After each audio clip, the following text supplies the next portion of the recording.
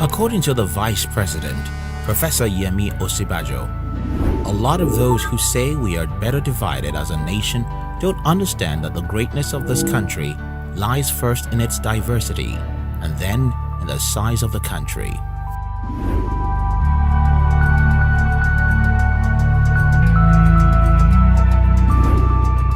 All over the world, no other country possesses the rich cultural heritage and diverse multi-ethnic groups within the same geographical region like Nigeria does.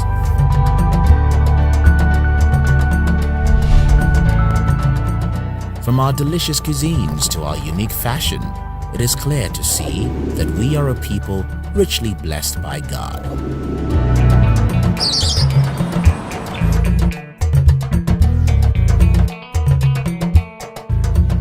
We as a people need to come to the realization that our diversity should not separate us. Rather, we should celebrate and appreciate our differences in order for us to continue to coexist in love.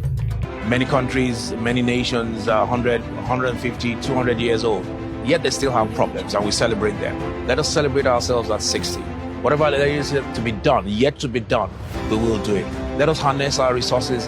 Let our strength, let it be our unity, let it be our strength. Our diversity, let it be our strength. Let us come together. Let us pull together to make Nigeria even greater than it is today.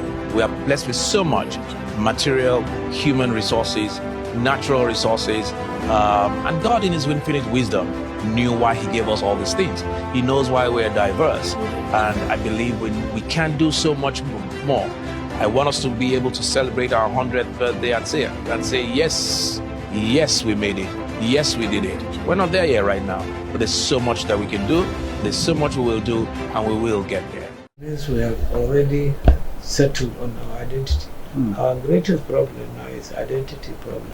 Both the leadership and the followership should have one basic objective. And that objective is the country and its people. The leadership should be able to provide leadership to the people. Look, this is what we need in this country. My generation, will do the best we can to make sure we provide you with these things. And then the followership will say, okay, fine. If you are able, or if you are determined to give us this, we will support you. We will give you all the support and services. So let's work together. If you are able to put this together, then you will find leadership at various levels. It's a very simple thing to do. There has to be the leaders and the followership. They have to band together. They have to believe in one another. A leadership that is resolute. A leadership that could talk to people and people will believe in. Then you have no problem. Anybody can believe Chief Awolowo when he was alive. Whatever you think, he can play the role of a very poor man. He can blend with any strata of the society you looked at him. He feel at home when he is with the poor man. He feel at home when he is with farmers. He feel at home when he was with the religious leader. Everybody, because they understand him. He also understands them.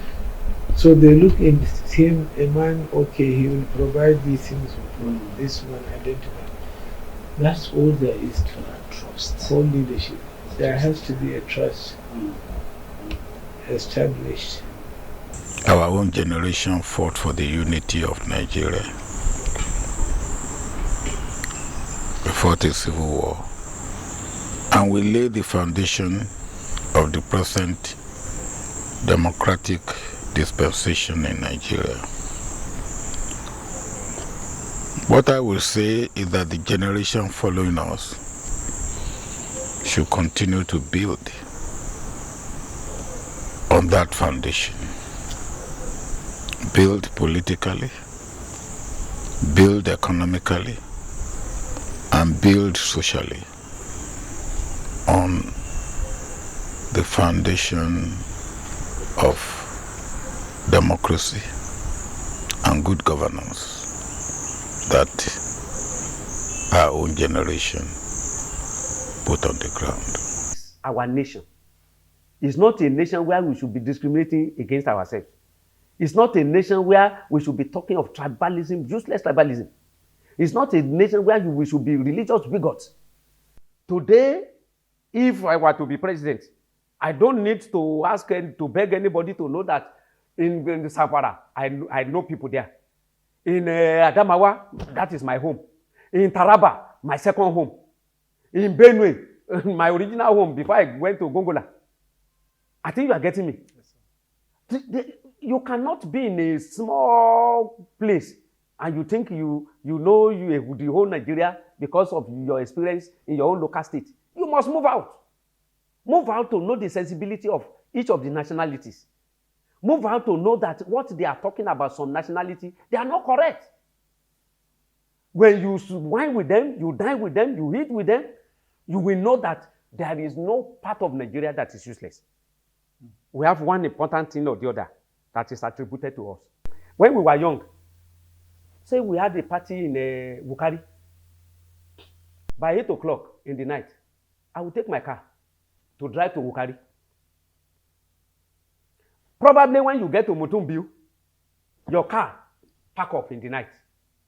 Fulanis will come from the bush, help you push your car to their hut, give you mat to sleep. The second day, when you wake up, they give you warm water to bath and give you fura de nono. They will not ask you whether you are a Christian or a Muslim. They will not ask you whether. So, if anybody saying that Fulanis are people killing, no! These people are satanic people that some people imported for their own self-centeredness and they become bone in our neck. A Fulani man from Nigeria will not kill his own brother. These people are not, they are mercenaries, sponsored by some wicked people that wickedness will kill them.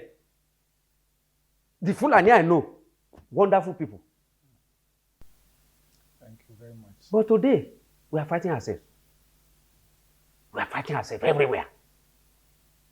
Politicians, because they want to make power, they are causing confusion between us. God will punish them all. At one time, Bishop Bogobiri, a Hausaman, Bogobiris are the actual original Hausas who fought the Fulanis against the Mure Revolution. He was president of Khan. He's from the north and came from this, but he was a Christian and was president of Khan. So the idea of some people to sit down and say we in the south are Christian or we in the north are Muslim, but we're just a misapplication of what should not have been. We talk about Muslim south, a Muslim north, and Christian south. It's not true. Within the Yoruba system, there are more Muslims. In fact, at one time we counted 51 traditional rulers who are Muslims. We don't even discuss who comes from where. We all go out there and we play and everybody supports. When you look at the industry, you look at the betting industry, for example. The North used to say that, oh, it is anti-religious, it is this. Betting is going on. There are over 4 million betting and viewing centers in Nigeria now. Multiply that by 5 people in each place, just 5, and there are more than that. You are talking 20 million people. 20 million people. If it's 10 people watching or playing, and the numbers are higher than that, that is like 50 million Nigerians are congregating around something. And you cannot use that to empower them, to indoctrinate them, to lead them into a right path. We are squandering the biggest, the easiest, the cheapest opportunities that we have to unite Nigerians because we don't have an appreciation of it.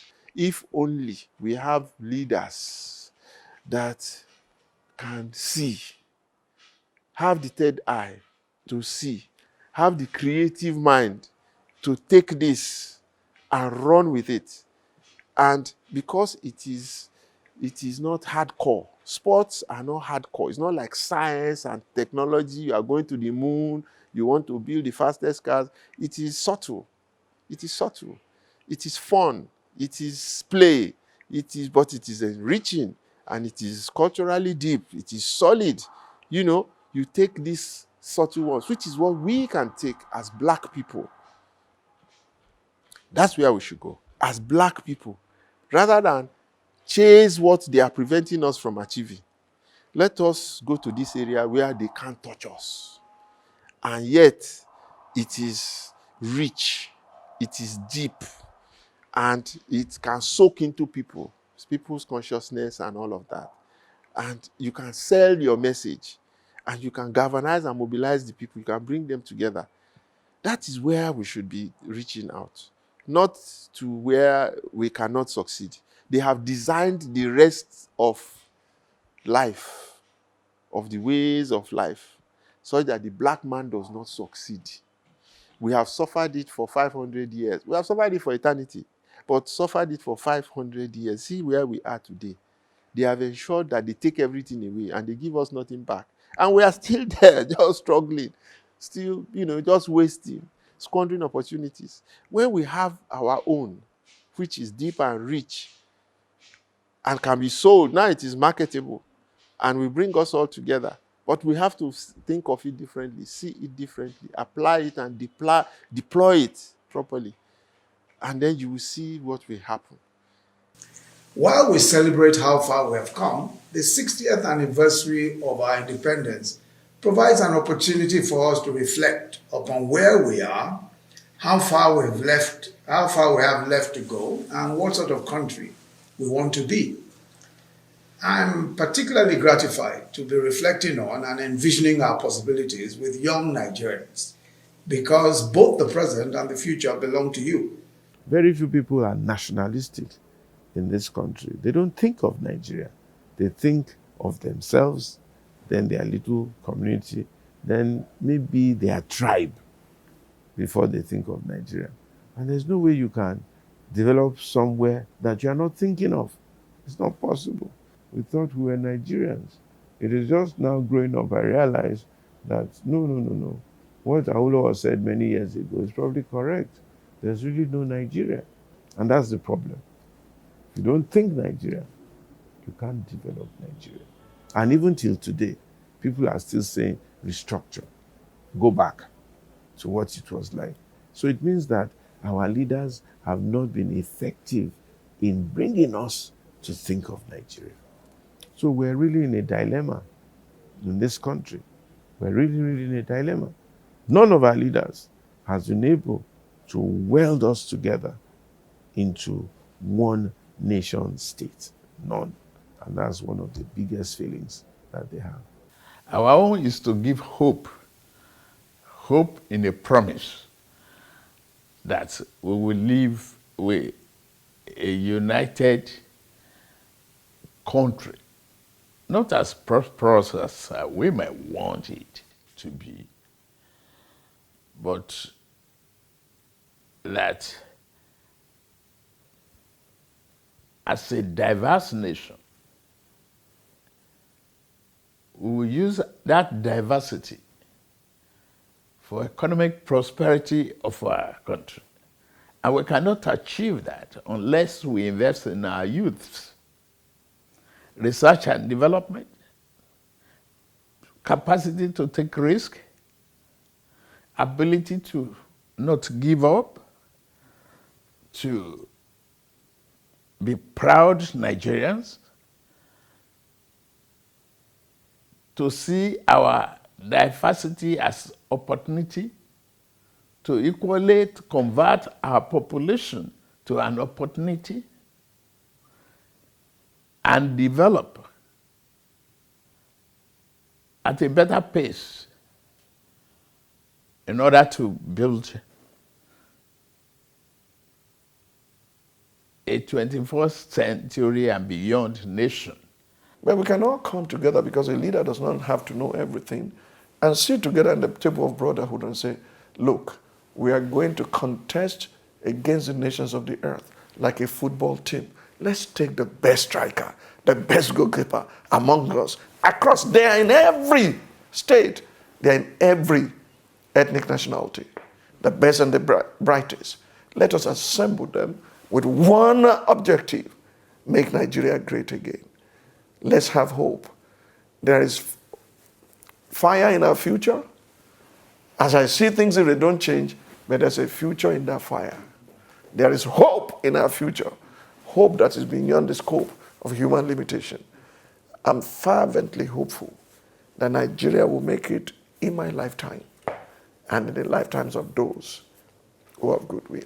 If we are united as a people, it will be nearly impossible for anyone, particularly foreigners, to drive a wedge between us and turn us to our own enemies.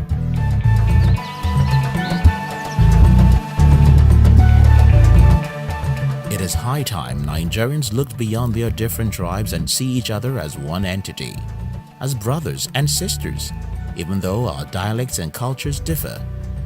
This is where unity in diversity comes into play. I want to say to you all that we are alive and here at a time in history when our society must complete the unfinished task of resolving the issues that face us. These issues include the issues around inequality and inequity, around structural poverty, disparities in access to social and economic opportunities, problems with access to justice, and in some cases even exit from the justice system, and the diminishing faith in governing institutions, all of which create profound radical discontent with the social order. Don't let us quickly write off our nation and dismiss it. Worse things happen in America. While they were fighting for liberty, freedom, breaking the chains of slavery, heinous crimes were committed. But eventually, America became like a melting pot that attracted other nations to contribute to the development of their nation. And everyone is first and foremost an American before he tells you, I live in Mississippi. But in Nigeria, ask a Nigerian, I'm a Yoruba man first and foremost. Nobody's arguing with you, Yoruba man. Can you carve out your land and leave this country? You are going to be here. Even if you restructure, you are still going to stay here. My heart goes to my Igbo brothers all the time. I benefited greatly from Igbo people. Tremendously. I had so many good friends among them. In the course of legal practice, they were the first set of clients, very industrious, very enterprising. Imagine their zeal geared towards, let's become one and build our nation so that we can develop, each one developing at his own pace. But if they are asking for Biafra, where do they want to take that land to? They are landlocked everywhere. It doesn't make sense to me. I see things like Oduduwa Republic, and I'm saying, what are they saying? They don't even understand that God Almighty had put us here together and we must make this work. I understand their pain. If you're being marginalized, if you're not given opportunity to thrive, if some people feel they have they're born to rule, and then others will rise and say, rule yourself first. Government begin with self. Look at the North. The North is poorer than the South. Masses of the poor people are everywhere. I had the privilege of sitting with key important personalities in the North, permit me not to mention name. The poverty that is in the North it will stare you in the face when you see young children that should be in school, that should be full of hope, begging alms on the street. And now we have started deporting them from state to state. Something is wrong in our mind, absolutely wrong. The day will come when in Nigeria will no longer be state of origin, it will be state of residence.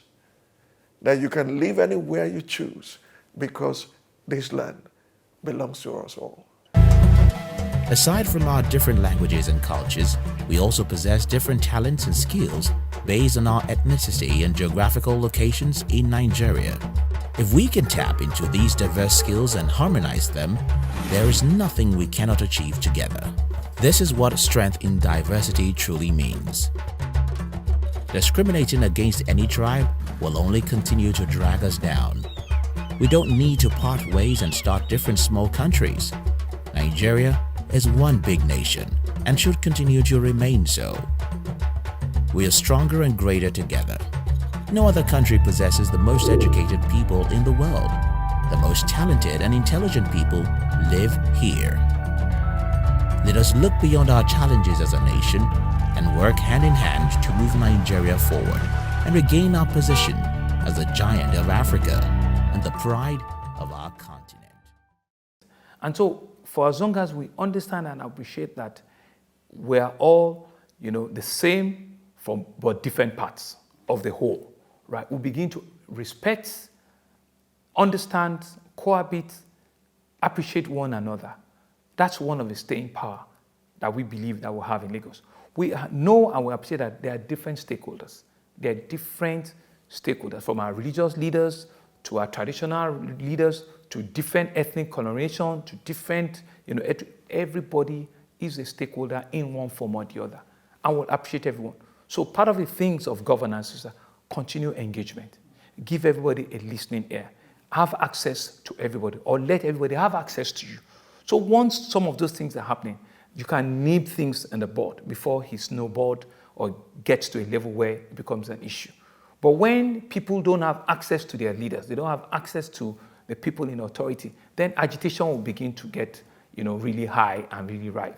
But once you know that you can, that's why there's a word called conflict. That's why there's a word called so. But once you're able to all sit on the table and listen to yourselves, and maybe it's just they need to understand it from your own point of view, or you need to understand from their own point of view, then you will resolve whatever your issues are quicker and faster. Everything that has a beginning has an end. Only God has no beginning and no end. And as I said earlier, we had different crises in the past and were able to overcome. And whatever crisis we have in the country today, by the grace of God, we will one day overcome. And Nigeria will come to be one great country, united, prosperous, economically strong, with a political clout. And Nigeria, by the grace of God, will one day take her proper place in the Committee of Nations, will lead the Africans, will inspire the blacks all over the world. This is my prayer. And as a good Muslim, and I believe good Christians too believe in the same way, he who has faith in God does not lose hope in him. So that is my message to Nigeria, my message to the president, my message to everybody. Never give up on your country.